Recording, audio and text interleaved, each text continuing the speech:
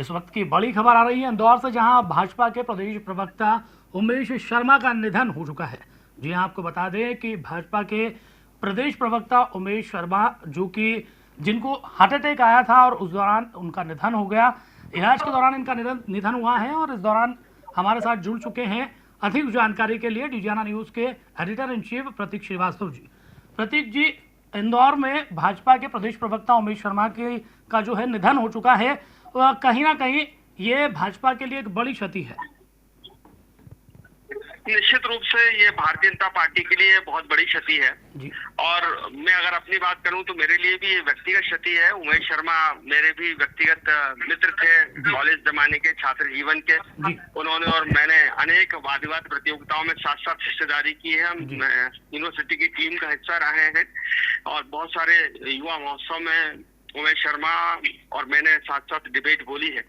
तो भारतीय जनता पार्टी के लिए तो निश्चित रूप से ये बहुत बड़ा नुकसान है, क्योंकि वो बहुत ही वाक चातुर्य वाले नेता थे, बहुत अच्छे वक्ता वो थे, प्रदेश प्रवक्ता भी थे और पार्टी के लिए इतने समर्पित थे कि वो अभी उनको गुजरात का मैं भेजा गया था, गुजरात के विधानसभा चुनावों के मद्देनजर, और वो कल रात में ही गुजरात से लौट रहे थे। उस दौरान उन्होंने वीडी शर्मा रात को 1:26 पे एक ट्वीट भी किया था, जो वीडी शर्मा ने बैठक ली थी उसके संदर्भ में। तो रात दिन पार्टी के लिए काम करने वाले नेता थे। मैं उन्हें तब से जानता था जब वो भारतीय जनता पार्टी के कार्यकर्ता थे, प्रकाश सोनकर के समर्थक थे। मैं उन्हें तब से जानता था जब वो भारतीय जनता युवा मोर्चा का काम करते थे। वो भारतीय जनता युवा मोर्चा के नगर अध्यक्ष रहे और उस समय दिग्विजय सिंह का शासन था 10 साल। 10 साल में 58 बार उमेश शर्मा ने पुलिस की लाठियां खाई। उमेश शर्मा एक आंदोलन का नाम था, उमेश शर्मा एक संघर्ष का नाम था, उमेश शर्मा एक ऐसे नेता का नाम था जो मध्य प्रदेश की दिग्विजय सिंह सरकार को हिलाकर रखता था। आए दिन वो आंदोलन करते थे और उन आंदोलनों में इतनी भीड़ उठती थी और वो आंदोलन इतने जबरदस्त होते थे कि इंदौर की पुलिस उमेश शर्मा को लाठियों से पीटती थी, लेकिन उमेश शर्मा मैदान छोड़कर नहीं भागता था। वो संघर्ष का साथी रहा। वो भारतीय जनता पार्टी का वो नेता रहा है जिसने दिग्विजय सरकार की 58 बार लाठियां खाई है, लेकिन दुर्भाग्यजनक बात यह रही कि उसे कभी भी कोई महत्वपूर्ण पद नहीं दिया गया। उमेश शर्मा को हमेशा प्रदेश प्रवक्ता के लायक ही समझा गया, जबकि वो महापौर पद के दावेदार भी थे, वो नगर भाजपा के अध्यक्ष के दावेदार भी थे। उनका नाम कई बार निगम मंडल के लिए भी चला। एक बार उन्हें जरूर पार्षद का टिकट मिला था, लेकिन जिसमें वो हार गए थे और उसमें भी उनको इस बात का दुख था कि पार्टी के स्तर पर ही उनका विरोध हो गया था और उस गुटबाजी के चलते उमेश शर्मा को हार का मुंह देखना पड़ा था पार्षद पद का, जब वो पालदा क्षेत्र से, चितावत क्षेत्र से चुनाव लड़े थे। लेकिन इसके बाद उन्हें कभी कोई टिकट नहीं मिला। वो विधानसभा के भी दावेदार थे। वो चाहते थे कि उन्हें महापौर का टिकट मिले, उस समय भी उनको दरकिरार कर दिया गया। वो नगर अध्यक्ष के दावेदार थे नगर भाजपा के, लेकिन उनकी जगह गौरव रणदीवे को अध्यक्ष बना दिया गया। सुहास भगत उन्हें की नाराजगी के चलते वो उनका दावा नकार दिया गया था। तो वो बेबाक थे। कई बार वो भावनाओं में बहकर खासकर रात के समय में कुछ इस तरह की टीका टिप्पणियां कर दिया करते थे, जिसकी वजह से विवाद खड़े हो जाया करते थे। लेकिन वो पार्टी को लेकर बहुत समर्पित थे। वो प्यारेलाल खंडेलवाल, राजेंद्र धारकर, प्रकाश सोनकर, फूलचंद वर्मा, विष्णु प्रसाद शुक्ला, इन लोगों के द्वारा तैयार किया हुआ नेता था। और जब वो भारतीय जनता युवा मोर्चा को उनको नगर अध्यक्ष बनाया तो पूर्णदानी कार्यकर्ता की तरह उन्होंने अपना घर छोड़ दिया और घर छोड़कर वो पूरे साल भर तक भारतीय जनता पार्टी के कार्यालय में रहे और भारतीय जनता पार्टी के कार्यालय में रहते हुए उन्होंने भारतीय जनता युवा मोर्चा को चलाया, संघर्ष किया।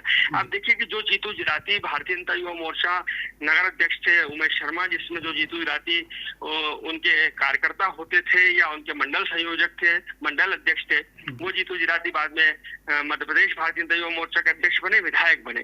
तो वो बड़ा नेता था देखा जाए तो मध्य प्रदेश भारतीय जनता पार्टी का। लेकिन मैं कहूंगा कि उसको उसकी योग्यता के हिसाब से, उसकी मेहनत के हिसाब से, उसके परिश्रम के हिसाब से उसको पद नहीं मिला। और सुमित्रा महाजन के वो समर्थक माने जाते थे। शायद ये भी कारण रहा कि कई बार ताई और भाई के झगड़े में पिस गए और उनका जो हक था, जो उनकी योग्यता थी, उसके अनुरूप वो पद नहीं पा सके। लेकिन उन्होंने बहुत संघर्ष किया। जब दिग्विजय सिंह राजगढ़ से चुनाव लड़ रहे थे और प्यारेलाल खंडेलवाल उनके सामने जब चुनाव लड़ रहे थे, तब वो राघवगढ़ क्षेत्र के अंदर चुनाव प्रचार कर रहे थे और उस वक्त कांग्रेसियों ने उन पर हमला कर दिया था। एक जानलेवा हमले में उन्होंने जैसे तैसे भाग कर अपनी जान बचाई थी। तो वो पार्टी के लिए अपनी जान की, जो हम कहते हैं ना, एक मुहावरा होता है कि मैं आपके लिए जान दे दूंगा या पार्टी के लिए जान दे दूंगा या पार्टी के लिए जान की बाजी लगा दूंगा, वैसी पार्टी के लिए जान की बाजी लगाने वाला नेता था। उसने पार्टी के लिए, भारतीय जनता पार्टी के लिए जान की बाजी लगाई। हालांकि उसके व्यक्तिगत जीवन में बहुत परेशानियां थी। उनका जो 18 साल का नौजवान बच्चा है वो विकलांग हो गया है। वो अच्छा खासा हंसता खेलता 10 कक्षा 8वीं में था तब तक अच्छा था। एक बार वो सीढ़ी से गिरा दुर्घटना में, उसकी रीढ़ की हड्डी में चोट पड़ी हो, तब से वो व्हील चेयर पर है। मन में कहीं उसकी चिंता भी उसको थी, उमेश को, कि मेरे बाद इस बच्चे का क्या होगा, इस बच्चे के लिए क्या हो जाए। कुछ ना कुछ वो पार्टी से एक अपेक्षा रखता था कि उसे वो यथोचित सम्मान मिले। लेकिन कई बार होता है कि पार्टी शायद बहुत सारे चीजों को सोचती है, बहुत सारी चीजों को आकलन करती है और बहुत सारी कसौटियों की वजह से वो अपने निर्णय लेती है। उन्हीं कसौटियों के चलते जो है वो निर्णय हुआ होगा महापौर का या नगर अध्यक्ष का, और उमेश शर्मा को उस कसौटी पर खड़ा नहीं पाया गया। लेकिन वो बेबाक बोलते थे।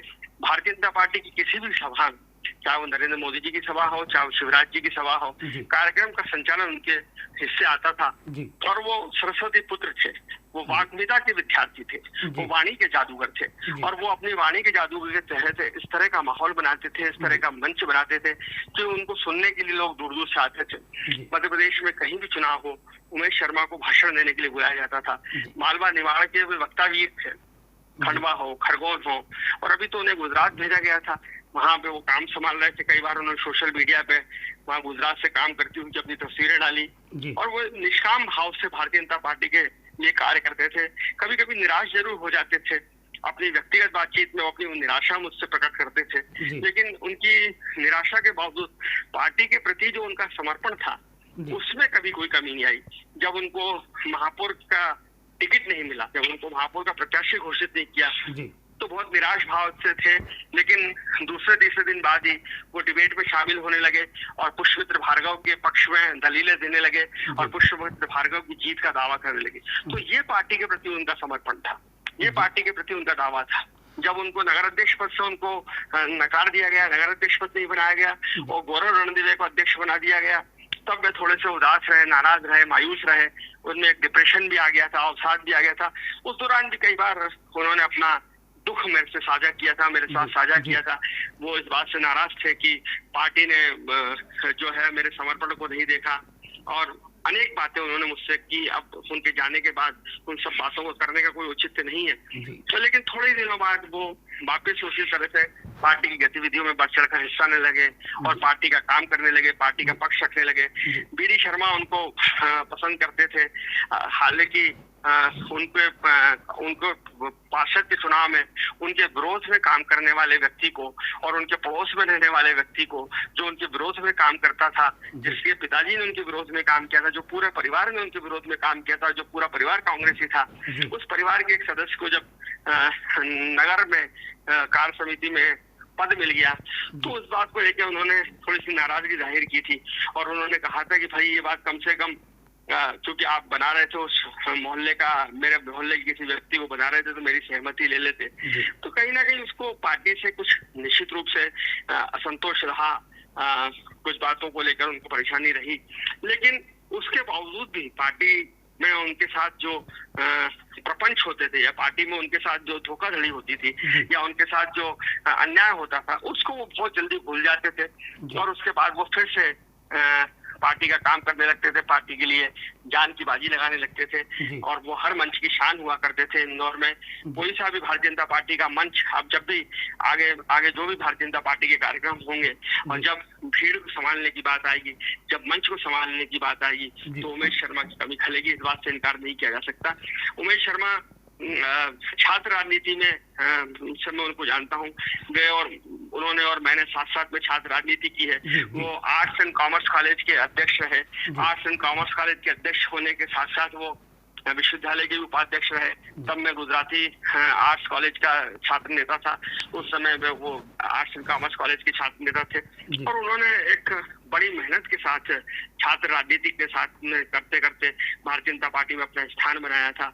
वो कार्य परिषद के सदस्य के चुनाव लड़े, वो विश्वविद्यालय का चुनाव लड़े, अनेक वाद विवाद प्रतियोगिताओं के विजेता रहे। वो यूथ फेस्टिवल्स में जाते थे, युवा महोत्सव में जाते थे, देवी अहिल्या विश्वविद्यालय का प्रतिनिधित्व करते हुए संगमनेर गए, औरंगाबाद गए, दिल्ली गए और वहाँ उन्होंने देवी अहिल्या विश्वविद्यालय का परचम लहराया। तो एक बहुत ही जाबाज छात्र नेता थे, वक्ता थे, छात्र आंदोलन करते थे, विद्यार्थी परिषद में काम करते हुए उन्होंने बहुत काम किया।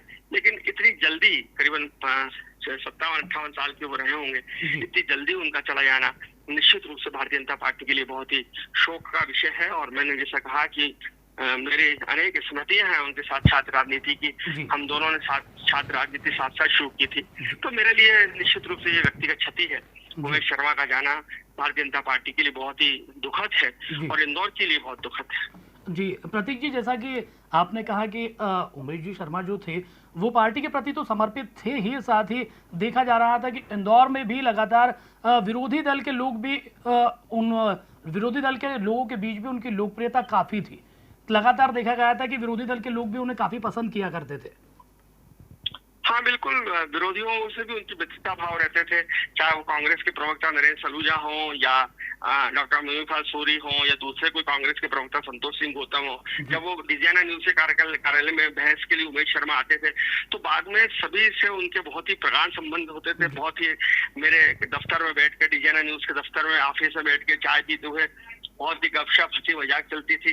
और कभी लगता ही नहीं था कि जो लोग अभी थोड़ी देर पहले स्क्रीन पर इतने ज्यादा एक दूसरे से लड़ रहे थे, झगड़ रहे थे, वो बाद में स्क्रीन के बाहर आकर, स्टूडियो के बाहर आकर इतने परम मित्र होंगे।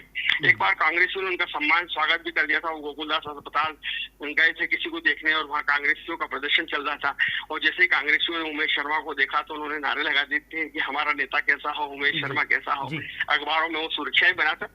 तो उमेश क्योंकि छात्र नेता थे, गरीब परिवार से आते थे, वो शंकरबाग जो श्रमिक बस्ती है छावनी क्षेत्र की, वहाँ वो उनके परिवार रहता था। उनका पिताजी जो है कथावाचक थे, पुजारी थे एक मंदिर में, और एक जो पारसी मोहल्ले का मंदिर है उसके पूजा उनका परिवार करता था। तो बहुत ही छोटे परिवार से वो आते थे, बहुत ही सामान्य परिवार से वो आते थे और उन्होंने बहुत ही साइकिल पे संघर्ष करते हुए अपने आप को तैयार किया। छात्र राजनीति जब करते थे तब उनकी जेब में पैसे नहीं हुआ करते थे, लेकिन बहुत जीदारी के साथ उन्होंने छात्र राजनीति करी। प्रकाश सोनकर को साथ वो सावेर के अंदर राजनीति करते थे। जब कोविड हुआ, जब कोविड का समय ऐसा चल रहा था कि लोग घर से बाहर नहीं निकल रहे थे, एक दूसरे से बात नहीं कर रहे थे, एक दूसरे को छू नहीं रहे थे, तब उमेश शर्मा ने की जो खटीक धर्मशाला है जू के सामने बूढ़े बालाजी मंदिर के पास में, वहां उन्होंने लगभग 2 महीने तक भोजनशाला चलाई और मजदूरों के साथ मिलकर उन्होंने निःशुल्क जो है मजदूर बस्तियों में खाना बांटा 2 महीने तक लगातार। तो लोगों ने उनकी बहुत सहायता की, उनकी लोकप्रियता थी। कई लोग उनको आटा दे जाते थे, सब्जियां दे जाते थे, खेत से लोग अपने भटे और बैगन तोड़ के लाके उनको देते थे। तो शंकरबाग की बस्तियों में काम करने वाली महिलाएं स्वेच्छा से उनके पास आती थी और पुड़िया बेलती थी, और गर्भवती महिलाएं उसमें थी जो पुड़िया बेल रही थी, वृद्ध महिलाएं जो पुड़िया बेल रही थी। तो वो अपने क्षेत्र के, अपने इलाके के बहुत लोकप्रिय नेता थे। उनकी जो वाक चातुर्य था, जिसका मैं बार बार उल्लेख कर रहा हूँ, वो उनकी सबसे बड़ी ताकत थी। वो बहुत अच्छे वक्ता थे, बहुत अच्छे लेखक थे वो, और उनका जो ज्ञान का, उनकी जो भाषा ही उनकी पकड़ थी, जो उनकी भाषाई समृद्धि थी, वो बहुत बड़ी बात थी। उनकी हाल ही में उनकी बच्ची ने BBA किया है, उसने MBA किया है यूनिवर्सिटी से, बच्चा तैयार हो रहा था छोटा। तो निश्चित रूप से उनकी कच्ची गृहस्थी थी, यदि आप ऐसा कह सकते हैं। बच्चे उनके अभी छोटे हैं और ये मौका है कि पार्टी को ये संकल्प लेना होगा कि उमेश शर्मा, जिसने अपनी, मैंने कहा, मैं इस शब्द को फिर से दोहरा रहा हूँ कि उसने जान की बाजी लगाई है पार्टी के लिए राघवगढ़ में, राजगढ़ संसदीय क्षेत्र में। तो ऐसे जीवट वाले कार्यकर्ता के लिए, ऐसे जीवंत कार्यकर्ता के लिए, ऐसे संघर्षशील कार्यकर्ता जब नहीं चला जाए तो उसके परिवार की देखभाल करने की जिम्मेदारी पार्टी के बड़े नेताओं की है। क्योंकि पार्टी प्रदेश में भी सत्ता में है, इंदौर में भी सत्ता में है, IDA में, नगर निगम में, सब जगह पार्टी के लोग बैठे हुए हैं। मध्य प्रदेश में, दिल्ली में, सब जगह भारतीय जनता पार्टी की सरकारें हैं। तो ये समय इस कार्यकर्ता के परिवार को संभालना भी भारतीय जनता पार्टी का दायित्व होगा। भारतीय जनता पार्टी को उनकी चिंता करनी होगी, खासतौर पे जो श्रीमती उमेश शर्मा है, राधा शर्मा, हमारी राधा भाभी, उनके ऊपर बहुत बड़ा वज्राघात हुआ है, वज्रपात हुआ है। उस परिवार को संभालना होगा। उस परिवार को, भारतीय जनता पार्टी को, सरकारों को, दल को आर्थिक चिंताओं करना होगा। उमेश शर्मा एक फक्कड़ नेता रहा है। उमेश शर्मा के पास कोई धन दौलत वाला नेता नहीं रहा वो। उमेश शर्मा को दुकानबाज धंधेबाज नेता नहीं था। उसने अपनी मस्तानी जिंदगी जी है। तो कहीं ना कहीं उसके परिवार की चिंता करना भी भारतीय जनता पार्टी की जिम्मेदारी है, भारतीय जनता पार्टी के बड़े नेताओं की जिम्मेदारी है। जी, तमाम जानकारी के लिए बहुत बहुत धन्यवाद प्रतीक जी।